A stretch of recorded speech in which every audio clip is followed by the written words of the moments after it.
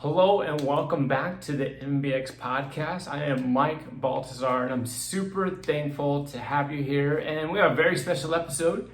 We have one of the best real estate agents in the East Valley here with me, and Jennifer Payton. If you want to say hi to everybody real quick. Hi everyone, happy to be here. And today what we're going to be talking about, one of the top concerns that doesn't exist just in the East Valley or Phoenix area or Arizona, but this is a nationwide issue. And a lot of it just stems from fear and misinformation. And so we want to debunk all of those false myths that are out there, alleviate a lot of those unnecessary fears as well. So what are we talking about today?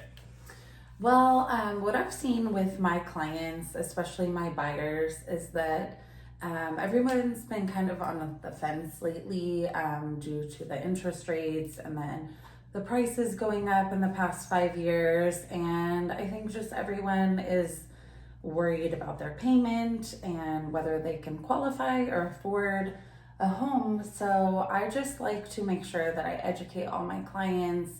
And I just think it's important that they know all the facts and that you can get into an awesome home right now, even though it doesn't look as pretty.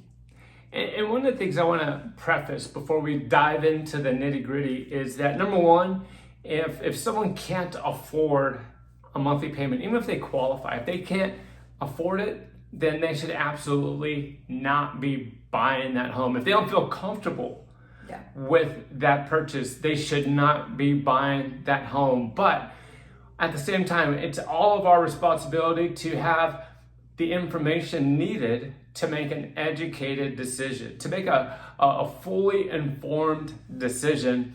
And again, trying to stay away from a fear-based mentality. If we're going to operate off of fear, then we're going to end up nowhere quickly. And so I know a lot of you watching this understand that. And so that's what this whole segment is about. Not to encourage someone to make irresponsible decisions, but to make an informed decision. Now, one of the things that Jen and I want to talk about right now is this, right now is an amazing time to buy because mortgage rates stink, because so many would-be buyers are in a fear-based state of mind. Why does that make this an awesome time to buy? Well, if you think about it, if mortgage rates were super low and everyone's coming out of the woodwork to go out and buy properties, guess what's going to happen? With all that demand, it's going to force prices to go up. It's going to drive up home prices. So that means that, yeah, you're going to get a great rate, but at a higher price. It's almost like when you buy an automobile and you're getting 0% financing. Do you really think the bank wants to loan money at 0%? No, somebody is paying them to incent the buyer. And so the buyers can just pay a higher price because nothing's for free. And again, right there is where the opportunity lies. And one of the things that we want to encourage would-be buyers about, or if you're already a homeowner and you need to transition, to just find the perfect recipe. And that's one thing that we're really good at. Myself as the mortgage lender, and then Jen as the real estate agent, and her entire team. She has a nationwide team, by the way, so reach out to her even if you're out of state. But to empower people to jump in when the time is right. And when is the best time to buy? When the prices are low. And that's where we're at today. Had mortgage rates been in the 2s or 3s over the last several years, guess what? Home prices would easily be 25-30% higher today than where they were when rates started to go up in 2022. So why are we bringing this to your attention? Well, because if you've been on the fence, we want to encourage you to have a consultation to see, okay, what do the mortgage payments look like today?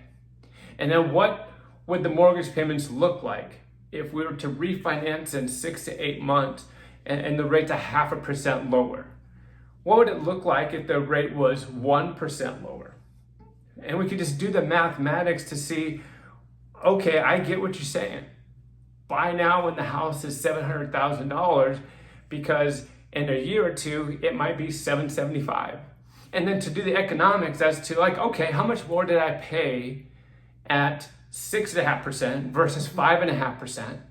Compare that incremental interest payment and stack that against a price increase of potentially $75,000. Again, let the numbers do the talking. Of course, it's hypotheticals, but the one thing that we always are going to need is a roof over our heads. And if we're renters, do we want to continue to pay our landlord's mortgage? Do we want to continue to be at the mercy of those rental payment increases, or do we want to start building wealth within real estate and pay our own mortgage and own the equity that's being established year after year in that particular home? And again, it starts with the conversation, right? So what are you telling your clients when they're concerned about interest rates and then wanting to wait? Like, what kind of dialogue are you having with them?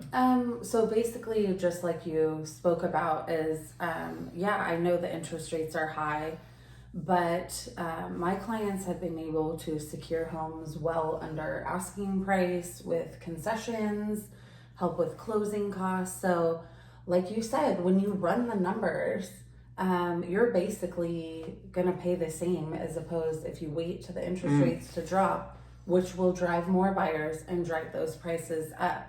And then also there's some incredible deals on new builds right now. Absolutely. I just secured a $399, all closing costs paid for a client. So there's so many amazing opportunities out there, even though the interest rates do look scary. But I always like to take my clients and send them to Mike here so he can run the numbers for them so they can really see it on paper, see where they're at, make a plan. I think people just get scared and they get in their heads and they don't really go check it out. And so many people have been surprised and been able to get a home when they thought they couldn't. So no, absolutely. And just to shed a little bit of light on the conversation that we're having right now and what Jen said over the last minute or two is this: there's so much bias out there in social media world, out there on the internet. And a lot of it comes from just having people just self-serving. And let me give you an example of this. So if someone was to work with Jen and get 3.99% and have all the closing costs covered, guess what? That mortgage is not coming from me. That's coming from the builder and their mortgage company. But guess what I'm not going to do? I'm not going to discourage someone from that opportunity. Whereas there are a lot of mortgage professionals out there that would, because that doesn't put money in their pocket.